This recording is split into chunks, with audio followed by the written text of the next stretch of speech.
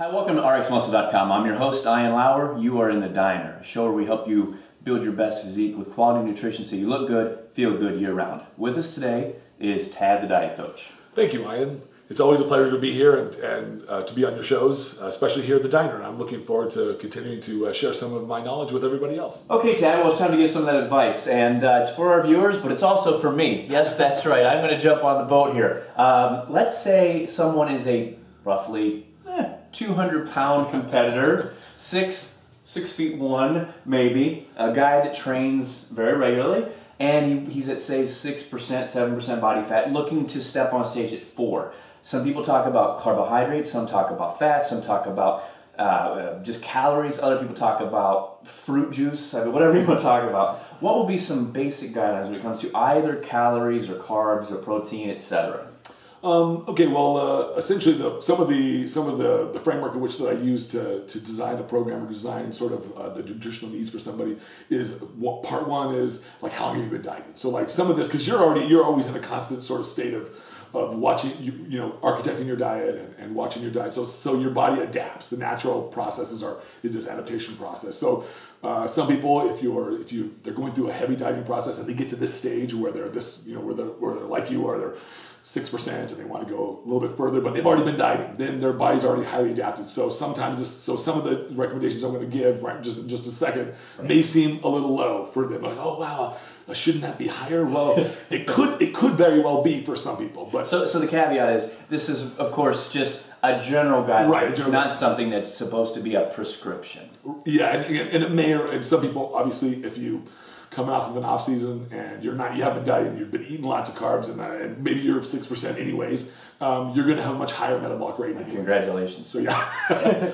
Okay, well, so here's essentially what it might look like. I'm a big believer in multiple meal plans. I've actually seen some people blogging about and writing some articles about less meals, like 2 meals a day, 3 meals a day kind of things, or intermittent fasting and all this stuff. And those are things for a whole other topic. But in general, this is a 6-meal plan, a 6 to 7 meal plan. For somebody like yourself, it would be something like a 6 or 7 meal plan where I like to divide nutrients up fairly evenly.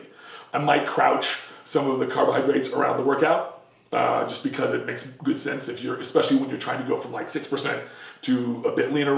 For most men, once they start hitting that 5%, 4% range, it becomes more difficult. Like some guys can maintain 5 or 6%, not too difficult. But when most of them, once we hit that 5, most guys tend to have a harder time getting below, so their bodies highly adapt. And so you tend to have to drop some of those carbs a little bit, increase activity a little bit, be more conscious of how your body's feeling, your thermal mechanism, and so forth. So it would be a 6-meal plan, and essentially for something like that, I take the position of protein levels that are a little bit higher. So I like having in this case it'd be about 350 probably grams of protein a day, something of that nature, maybe even as much as 400. But if you're a bodybuilder, or if you have a lot of muscle on your body, so if you're 6'2", it might be a little different than if you're say 5'7", in the same weight and structure. So, but essentially that was what it might look like, and I would probably do things like. I'm a big fan of oatmeal for most people. I'm a big fan of brown rice and of white beans. I like cannelloni beans. Beans in general, actually, I really love as a starch source. Now, most people think of them as a protein source, but I don't. They're really more of a starch source. And they're really nice and consistent. So when you eat them, they're really slow delivery. They have a really low glycemic index. So you really have you don't have a jump in insulin, you don't have a jump in appetite. And so you can go on these lower carbs, but you can utilize them better throughout the day.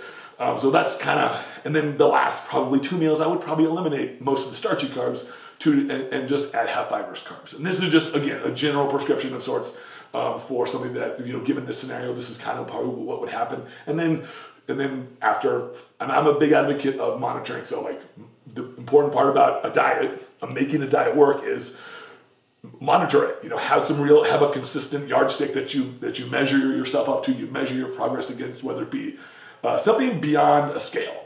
So a scale is one thing, but then add to it. Tape measure. Well, what are we measuring with a tape measure? Taking bicep measurements, waist measurements, quad measurements, anything where the circumference might change. So like the measurements I generally like are a waist measurement, a hip measurement for the women, a quad measurement, usually always on the right side, an arm measurement, and these things, and then possibly a chest measurement. And just keeping a record of these things over a successive number of weeks as you go through your dieting process, because then you could see more precisely what your weight is doing and correlate it to what kinds of changes in your structure and in your physique is happening, not just visually, especially as we are always analyzing ourselves in the mirror on a consistent basis in the gym and at home as athletes. It's it's difficult to be able to get an accurate assessment of how this diet is affecting your body by just looking at yourself or just looking at the scale. So I always say, take pictures, do a video, get a third person, hire a professional, do these kind of things that give you this real data, this real sort of consistent information from a third party. So that way it's a little less unbiased. So that's in general, that's kind of what I would do. All right, Ted, that's a great bit of advice, and thanks so much for sharing that with our viewers here.